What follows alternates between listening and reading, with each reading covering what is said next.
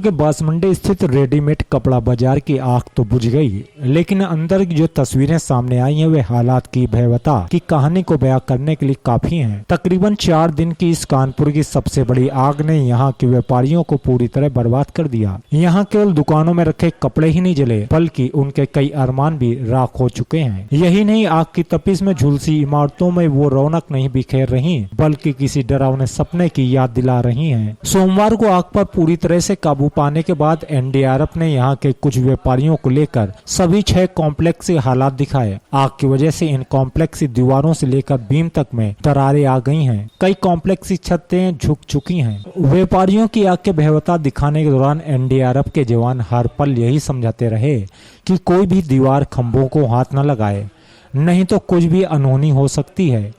आग की तपिश से दीवारें अभी भी तप रही थीं।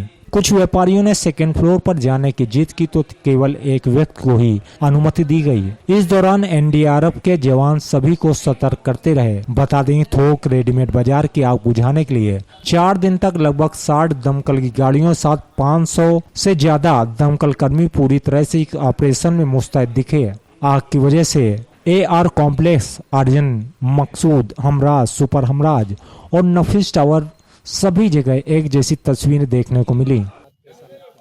देखिए, स्थिति तो 2 दिन के पहले से ही बहुत अच्छी है। वो तो जो दिख रहा था आपको, क्योंकि कूलिंग इफेक्ट के कारण वो जो जैसे क्योंकि हीट सरफेस हीटिंग ज़्यादा थी तो उसको ठंडा कर रहे थे जब पानी डाल के, तो उसमें से वेपराइजेशन के थ्रू जो निकलता है स्टीम सी लगती है, तो उसको धुआं समझ के लोग बाग भ्रमित हो रहे थे। तो परसों से ही स्थिति अच्छी है, कोई ऐसा दिक्कत नहीं है। अभी जो मटेरियल हटाता जा रहा था उसमें थोड़ा थोड़ा फ्लेम कहीं आया तो उसको क्वेंच किया जा रहा था, तो अभी नॉर्मल। देखिए, वो निर्णय कमेटी द्वारा किया जाएगा, वो CP सर, DM सर के द्वारा निर्धारित किया जाएगा, उनके क्या मानक हैं, किस तरह से किया जाएगा, और एक कमेटी उसको डिसाइड करेगी सर के अधीन। और बाकी जो भी सुरक्षा के रिलेटेड व्यवस्थाएं की जाएंगी, अग्निशमन, क्योंकि जब वो अपनी शॉप वगैरह खोलेंगे हो सकता है हल्की फुल्की चिंगारी कहीं हो, तो उसके लिए फायर ब्रिगेड मौजूद रहेगी और पूरा सुरक्षित एटमॉस्फेयर में उसको एंटर किया जाएगा। अगर कोई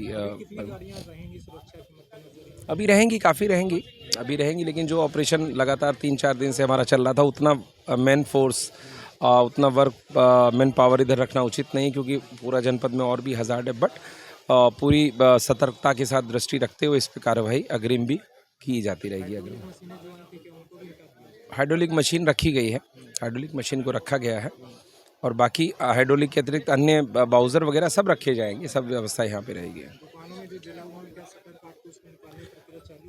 वो कल चालू की गई थी। हमारा जहाँ जहाँ फायर था उसको जिस फ्लोर पे था हमने उसको निकाला, बाकी पूरे को तो निकालना संभव नहीं है, क्योंकि वो जहाँ फायर नहीं है वहाँ कोई रोल नहीं है उसका, लेकिन जहाँ जहाँ था उसको हमने पूरा खाली कराया। देखा होगा आपने, साल्वेज वर्क किया पूरा का पूरा, तो उसमें किया गया। बाकी जैसे जैसे दुकानदार जिसका अगर सेफ साइड में सेफ बिल्डिंग है उसमें एंटर किया जाएगा, तो उसको फिर उसमें देखा नहीं, वो निर्णय CP सर द्वारा लिया जाएगा। वो कमेटी गठन हुआ है, उसमें CP सर, DM सर द्वारा जो भी निर्णय लिया जाएगा कमेटी के उसके बाद में वो उनके द्वारा निर्धारित किया जाएगा।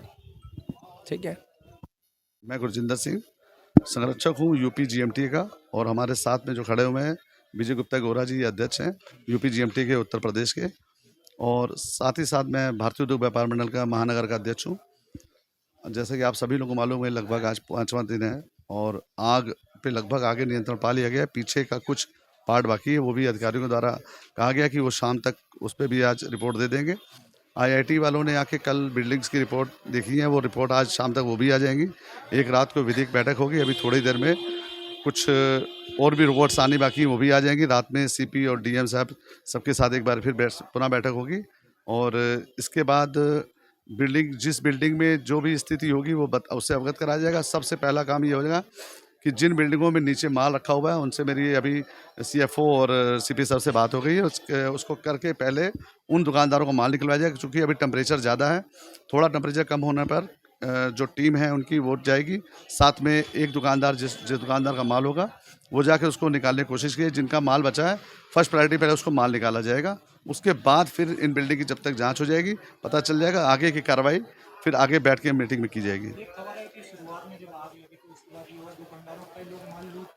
देखिए ऐसा है कि संसार में बहुत अच्छे लोग भी हैं। कुछ उस समय मैंने जो 1:30 बजे मैं यहाँ पे मौजूद था, करीब 1:30 पौने 2 बजे में पहुँचा, तो यहाँ पे बहुत से लोग एक दूसरे की मदद कर रहे थे। ऐसा नहीं है, चूँकि ब्लैकआउट था, लाइट कटी हुई थी, अंधेरे में दुकानदार अपना माल बाहर फेंक रहे थे और इस दौरान कुछ लोगों ने उसका नाजायज़ फ़ायदा उठाया, लेकिन कुछ लोगों ने मदद भी की।